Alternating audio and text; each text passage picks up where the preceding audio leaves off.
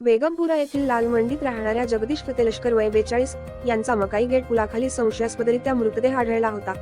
त्यांचा उजवा पाय मणका तुटेपर्यंत गंभीर मारहाण करून त्यांचा खून केल्याचे तपासात निष्पन्न झाले. जगदीश यांना मुलीच्या लग्नात हातुसने दिलेल्या 3 लाखांच्या बदल्यात 10 लाखांची मागणी करणारी लहान सख्खी बहीण रीना राजेश यादव वय 35 हिने कोर्टच्या वसुलीबाजांना सुपारी देऊन जगदीश यांचा खून घडवून आणला. पोलीस कोर्ट येथे रीनासह मारेकऱ्यांचा शोध घेत होते.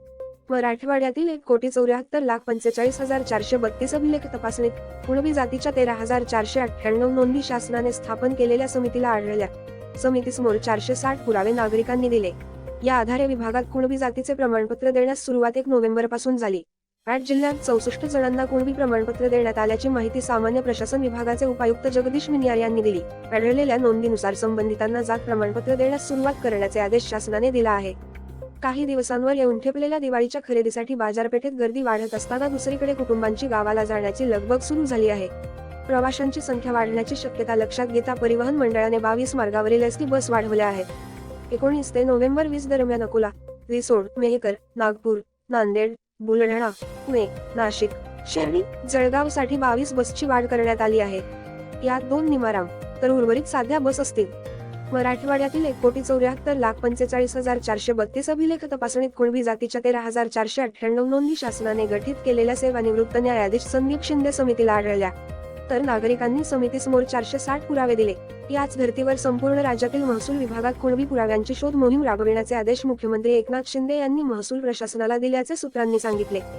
ग्रामीण भागात स्वच्छता टिकविण्याच्या अनुषंगाने स्वच्छ भारत मिशन दुसऱ्या टप्प्यांतर्गत घनकचरा व सांडपाणी व्यवस्थापनाचे नियोजन करण्यात येत आहे. विशेष म्हणजे या दुसऱ्या टप्प्यात गावांमध्ये 100% शौचालयांचा वापर तसेच 100% घनकचरा व सांडपाणी व्यवस्थापन अभिप्रेत आहे. दरम्यान स्वच्छतेच्या सर्व टप्प्यावर उत्कृष्ट ग्रामपंचायतींसाठी सन 2023 ते 24 या वर्षातील स्पर्धा घेण्याबाबतच्या मार्गदर्शक सूचना जिल्हा परिषदेला प्राप्त झाल्या आहेत. अल्पवयीन मुलीला पळवून नेऊन तिच्याशी लग्न केल्याच्या गुन्ह्यात अटकेत असलेला आरोपी रामेश्वर उर्फ शुभम ज्ञानेश्वर पडियाल बिडकीन याला 50,000च्या जातमुचलक्यासह अटी व शर्तीवर विशेष जिल्हा व सत्र न्यायाधीश एस वैरागडे यांनी जामीन मंजूर केला. आरोपीच्या वतीने ॲडव्होकेट पद्मभूषण परतवाग यांनी काम पाहिले. याबाबत पीडित मुलीच्या आईने फिर्याद दिली होती. त्यानुसार सदर मुलगी निघून गेली होती. त्यावरून जवाहरनगर ठाण्यात गुन्हा दाखल करण्यात आला होता. गौण खनिज अवैध वाहतूक कारवाईबाबत निष्काळजीपणा करणाऱ्या 3 कर्मचाऱ्यांना उपविभागीय अधिकारी सोहम वायाळ यांनी कारणे दाखवा नोटीस बजावली असून 24 तासांच्या आत याबाबत खुलासा करण्याचे आदेश दिले आहेत. उपविभागीय अधिकारी सोहम वायाळ यांनी ढोरकीन परिसरात अवैध वाळू वाहतूक करणाऱ्या ट्रॅक्टरवर कारवाई केल्यानंतर ढोरकीनचे मंडळ अधिकारी सीमा भोसले, तलाठी दिलीप बावस्कर व कोतवाल रणजित नवले यांना कारणे दाखवा नोटीस बजावली. जळगाव रस्त्यावर फरदापूरजवळ धावत्या ट्रकला आग लागल्याच्या घटनेला आता वेगळेच वळण लागले असून ट्रक चालकाने ट्रकमधील लाखो रुपयांचा माल विकून ट्रक पेटवून दिल्याची तक्रार ट्रक मालकाने फरदापूर पोलीस ठाण्यात दिल्याने चालकावर गुन्हा दाखल करण्यात आला आहे. मध्य प्रदेशातून लसूण व हरभरा घेऊन छत्रपती संभाजीनगर येथे येणाऱ्या ट्रकला क्रमांक MPHJ 09621 पहाटे फरदापूर जवळ अचानक आग लागल्याची घटना घडली होती. वैजापूर शहरात मोकाट कुत्र्यांचा अनेक दिवसांपासून धुमाकूळ सुरू असल्याने नगरपालिकेने या कुत्र्यांना पकडण्यासाठी नियुक्त केलेल्या पथकाने 24 तासात 54 मोकाट कुत्रे पकडले आहेत.